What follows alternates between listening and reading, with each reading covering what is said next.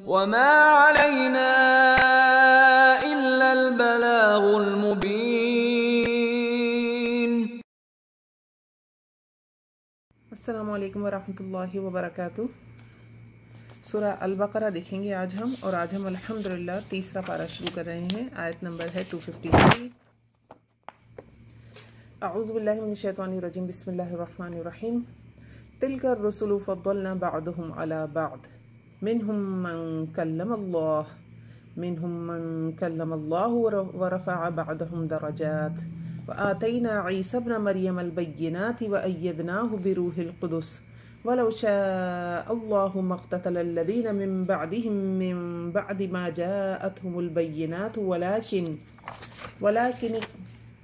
वलाकिन इख्तलफू फमिनहुम मन आमन व मिनहुम मन कफ़र वलौ शाअल्लाहु मक़्ततलू वलाकिन्नल्लाह यफ़अलु मा युरीद।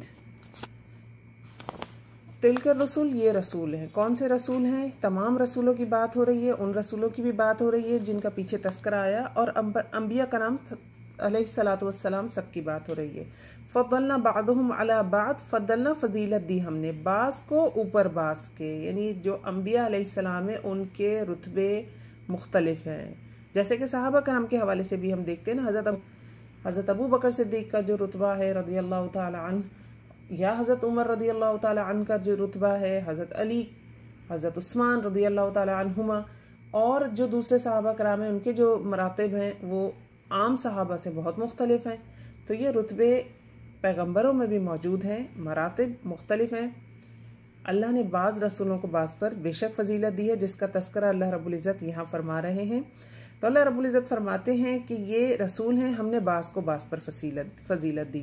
मिनहुम मन कल्लमल्लाह, इनमें से बाज़ कुछ हैं जिनसे अल्लाह ने कलाम किया। व रफ़अ बअदहुम दरजात, और अल्लाह ने बुलंद किया बअदहुम, इनमें से बात को दरजात में, दर्जों में, यानी रसूलों के दरजात मुख्तलिफ हैं। आप सल्लल्लाहु अलैहि वसल्लम से हमें जो है हदीस मिलती है, आप सल्लल्लाहु अलैहि वसल्लम ने फरमाया कि मुझे 6 बातों पर अम्बिया अलैहिस्सलाम पर फजीलत दी गई। मुझे जामे और मुख्तसर बात करने की सलाहियत दी गई, रोब के ज़रिए मेरी मदद की गई, मेरे लिए माल गनीमत हलाल किया गया, क्योंकि जो पिछली उम्मतें थी ना उनमें माल गनीमत हलाल नहीं था ना, जो जंग होती थी और जो रसूल और उसको मानने वाले जीता करते थे, तो जो माल गनीमत हासिल होता था वो इस्तेमाल में नहीं लाया जा सकता था। लेकिन उम्मत मोहम्मदी सल्लल्लाहु अलैहि वसल्लम के लिए ये माल गनीमत हलाल है।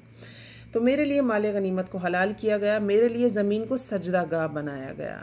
कब्रिस्तान और वॉशरूम के अलावा पाक ज़मीन, पाक जगह जो भी हो वहाँ पे नमाज अदा की जा सकती है। और उसमें भी बात यह है कि अच्छी बात यह होती है कि हम बग़ैर मुसल्ले के सजदा करें।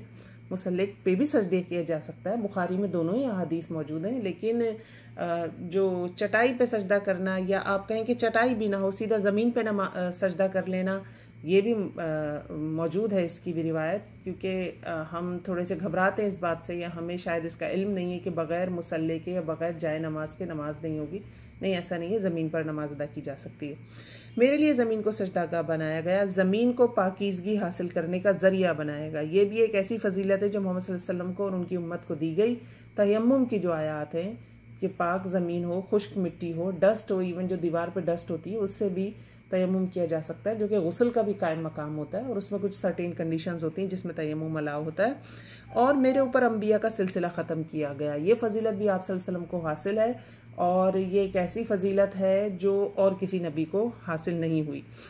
मिनहुम मन कल्लमल्लाह व रफ़अ बअदहुम दरजात। अब अल्लाह रब्बुल इज़्ज़त बता रहे हैं कि हमने बास को बास पर फजीलत दी। उनमें से कुछ ऐसे हैं जिनसे अल्लाह ने कलाम किया। किन से अल्लाह ने कलाम किया? हज़रत मोहम्मद सल्लल्लाहु अलैहि वसल्लम से अल्लाह ने कलाम किया मेराज के मौके पर, और हज़रत मूसा अलैहिस्सलाम से भी कलाम किया अल्लाह रब्बुल इज़्ज़त ने कोहे तूर पर।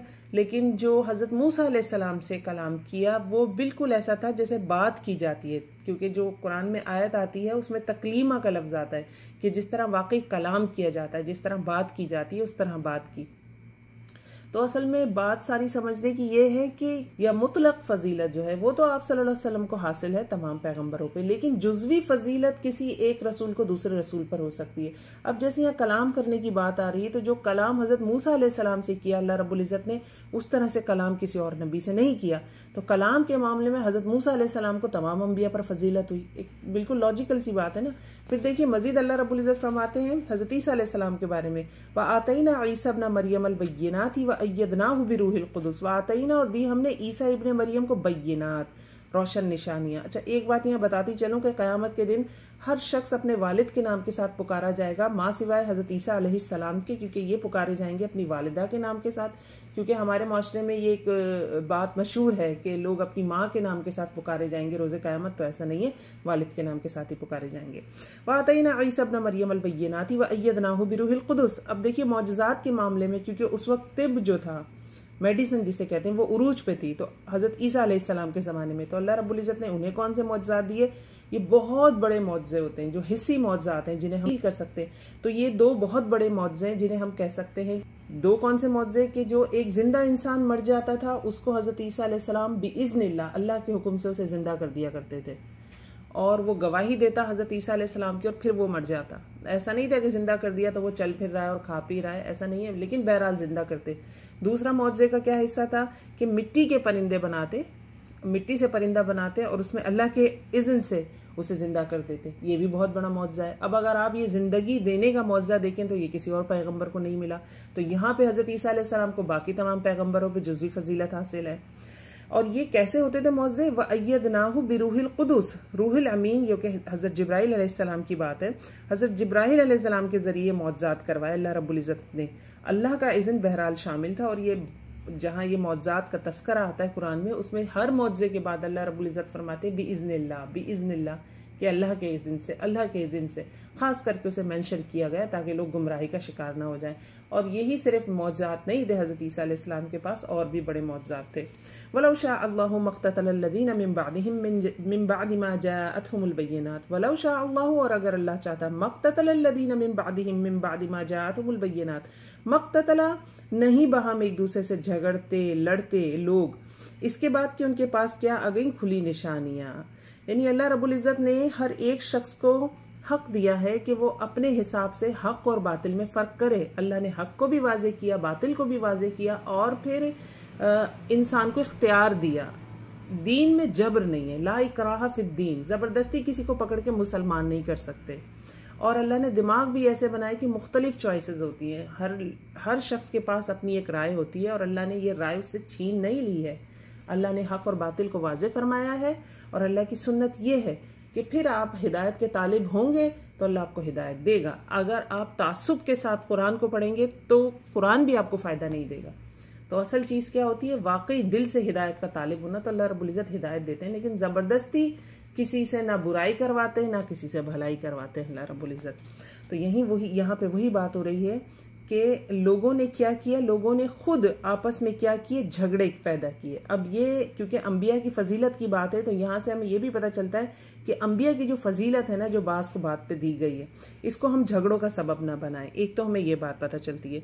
दूसरी बात ये पता चलती है कि आप सल्लल्लाहु अलैहि वसल्लम को अगरचा तमाम अम्बिया सलाम पर फजीलत दी गई, लेकिन हमारी जो उम्मत मुस्लिम है, और ख़ासकर ये जो इंडो पाक है, पाकिस्तान, इंडिया, बांग्लादेश वगैरह है, यहाँ पे हद दर्जा जो है गुज़र गए हैं आप सल्लल्लाहु अलैहि वसल्लम के मकाम को बुलंदी देने में, यहाँ तक कि अल्लाह के बराबर लाकर खड़ा कर दिया।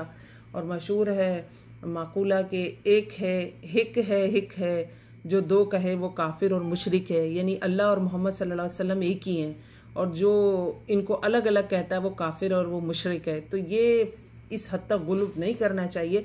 खुद आप सल्लल्लाहु अलैहि वसल्लम ने फरमाया कि मुझे यूनुस पर भी फजीलत ना दो। यूनुस अलैहिस्सलाम के बारे में कह के फरमाया। उनका नाम किस लिए लिया? क्योंकि उनसे एक ख़ता हुई जिसकी उन्हें दुनिया में सज़ा भी मिली, और जिसका तस्करा कुरान में मिलता है। तो जिन पैगम्बर से ख़ता हुई उनके बारे में भी हज़रत मोहम्मद सल्लल्लाहु अलैहि वसल्लम फरमा रहे हैं कि मुझे यूनुस के ऊपर भी फजीलत ना दो अलैहिस्सलाम। तो ये बड़ी मोहतात रहने वाली चीज़ है। और अगर आप नातों को देखें ना, तो जितने नाते हमें मिलती हैं, अगर उन सब नातों का आप उनको एक दफ़ा अहाता करें तो आपको पता चलेगा कि उसमें आप सल्लल्लाहु अलैहि वसल्लम की दूसरी चीज़ों की ही तारीफ़ है। सीरत को उजागर नहीं किया जाता। मतलब 90% 80% नाते ऐसी हैं जिसमें आप सल्लल्लाहु अलैहि वसल्लम के बाल, आप सल्लल्लाहु अलैहि वसल्लम की कमली, आप सल्लल्लाहु अलैहि वसल्लम के अंदाज, अतवार, खूबसूरती या मदीने जाने की ख्वाहिश, इन सब के ऊपर नाते हैं। तो आप सल्लल्लाहु अलैहि वसल्लम की बैसत का मकसद ये तो नहीं था, वो तो तालीमात थी। तो इस मामले में ज़रा थोड़ी एहतियात करनी चाहिए। अच्छा जी, पीछे से बात हो रही है वलाकिन लेकिन इख्तलफु फमिनहुम मन आमन व मिनहुम मन कफर। लेकिन उन्होंने क्या किया? इख्तिलाफ किया। तो उनमें से कोई ऐसे थे जो ईमान ले आए और कोई ऐसे थे जिन्होंने कुफ्र कर दिया। तो ये वही बात जिसको हम डिस्कस कर रहे हैं कि अल्लाह ने सबको इख्तलाफ का हक दिया है, सिलेक्शन आपको सोच दी है, आपको इख्तियार दिया है, सिलेक्ट करें, चूज़ करें। और इससे हमें एक जनरल वे में भी बात पता चलती है। जब हम आपस में बातचीत वगैरह करते हैं तो हमें एक दूसरे से अगर इख्तलाफ राय होता है तो हमें दूसरे शख्स को गलत नहीं समझना चाहिए। ये चीज़ है जो अल्लाह ने हमारे अंदर रखी है। अगर अकल दी है और अल्लाह रब्बुल इज़्ज़त हमसे ये चीज़ छीन लेते तो फिर अकल देने का फ़ायदा ही क्या था। एक सीधी सी बात है ना, अकल दे के हमें इख्तियार दे के, हमें सोचने समझने की सलाहियत दे के, और फिर अगर हम किसी चीज़ में कुछ डिफरेंट एंगल से सोच रहे हैं तो ये कोई गलती नहीं है। हमें हक और बातिल का फैसला कुरान के मुताबिक ही करना चाहिए बेशक, लेकिन अगर आम जनरल टॉक्स में अगर इख्तलाफ राय रखते हैं तो एक दूसरे से नफरतें नहीं पैदा करनी चाहिए। वलौ शाअ अल्लाहु मक़ततलू, और अगर चाहता अल्लाह ना वो बाहम लड़ते। वलाकिन अल्लाह यफ़अलु मा युरीद, लेकिन अल्लाह ताला करता है जो वो चाहता है। मुराद इससे ये कि दुनिया आजमाइश के लिए ही है। चीज़ें वाज़ेह कर दी गई हैं, सामने रख दी गई हैं। खुद सिलेक्ट कीजिए, उस पर अमल कीजिए, और जो कमा सकते हैं हम वो कमा लें। और यही वक्त है हमारे लिए फैसले करने का भी, हक और बातिल में फ़र्क करने का भी, और अपनी ज़िंदगी से कुछ कमा लेने का भी। अस्सलामु अलैकुम वरहमतुल्लाहि वबरकातुहू।